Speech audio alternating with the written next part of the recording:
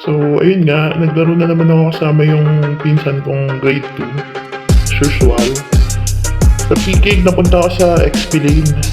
Kasi sabi ko, Gold Lane at XP Lane lang dapat kukunin namin eh. Pero na-realize ko na hindi pa rin siya dapat mag-Gold Lane. Maling decision namin yung sabi ko. At ito pa, nag-CR ako nito. Hindi ko alam nag-auto-pick tong hero ko after kong mag-ban kasi ang pinag ko dito Fusion eh. Nag-auto-pick pa na siya. Dapat kasi ang pick ko ay Valir papunta sa XP Lane. Alam niyo naman, favorite ko si Valir ngayon. Kaso, nung pagbalik ko, nakita ko nakapick na ako ng Ruby. Nakakabwisit. So, yung Ruby kasi mataas ang matches ko dyan. Saka pinapa-XP ko talaga yan. Pero hindi naman kasi siya masyadong uso ngayon. Isang nakatapat ko dito, si YZ. So si YZ, una pa lang aggressive na siya, pero hindi niya naman din ako mapatay. Pinuntahan pa ako nung, di ba, kadugo niya pa tong Ling. Kasi pinuntahan pa ako eh. Lagi ako pinupuntahan ng Ling dyan eh, ewan ko ba. Favorite nila ako dito kasi hindi nga makayos isa tong YZ sa akin. Nag-focus ako dito dun sa clear lane lang, tsaka pag-item ng anti-heal para dyan sa YZ. Kasi kapag ang katapat ko dyan sa XP, yung mga malalakas ang lifesteal, automatic na inuuna ko na dyan yung mga anti-heal. Buti yung Lunox namin, may map awareness, lagi siyang pupunta dito.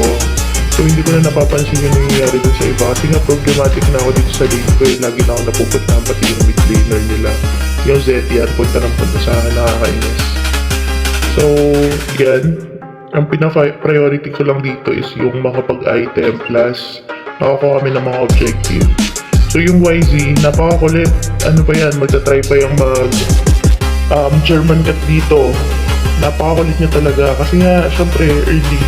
Saka yung passive niya na lifesteal, mas malakas talaga dun sa akin. Kaso, ang akin kasi is, unahin ko na muna na maka-item. Ayan, pinuntahan kami nung tank namin na BL dito.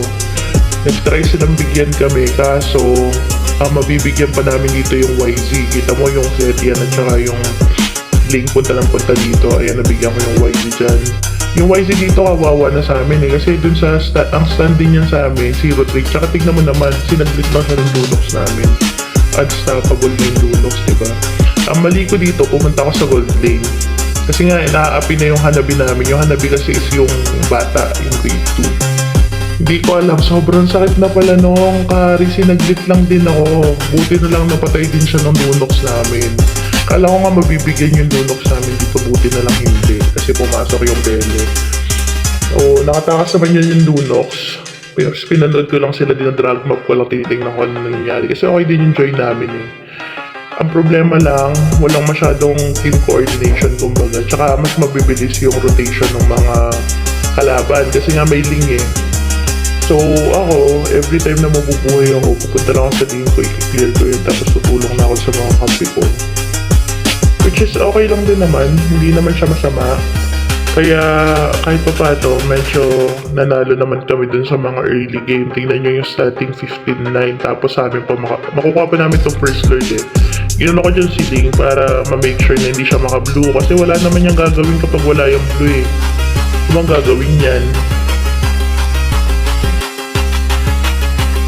Wala yung gagawin. So, okay lang yan. Inantay ko lang na mga lord sila dyan and then tinulungan ko yung join na makuha yung blue ng Ling. So pagkatapos nyan, syempre clash na ulit. Dito, hindi ko alam, medyo masakit na pala yung YZ. Naka-anti-heal na yun dyan eh, hindi ko kaagad napansin. Pero, ayan, nabigyan niya ako dyan. Mamamatay ako dyan dahil dun sa passive niya. Tapos masakit na din kasi yung Zetian. So puro clash na yung nangyari dito. Nakakainis yung Zetian, ang galing ng timing. Very remarkable ang timing ng Zetian. Lagi na lang. Pero ayan, medyo okay pa naman kami, nabubuhay pa naman kami. Tapos yung Ling dyan, nakatakas. Well, hindi ko naman na siya intended na habulin. Kasi nga, ang hirap naman maghabol sa Ling. Dapat di ka naglahabol sa taong hindi mo kayang abutin. Kasi masasaktan ka lang. So yan, hindi ko na hinabol yung Ling. Hinayaan ko na lang, nag-push na lang kami sa mid. So, maganda yung namin. Maganda pa yung standing namin. Madami pa kaming tore kahit pa paano versus sa kalaban. Pero magkaka-error kami dito. Itong Lord na to, makukuha pa ulit namin ito eh. Ang problema namin dito is sobrang sakit na pala ng Zetian. Ayan.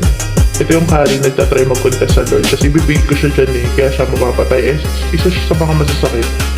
So, sabi ko, medyo panalo na kami dito. Parang na siya, confirmed victory. Kaso hindi ko na-realize sobrang sakit pala ng Setian. Isang bagsak lang sa akin, grabe. Naubos yung buhay ko. Ayan o, hindi niya yun SS eh.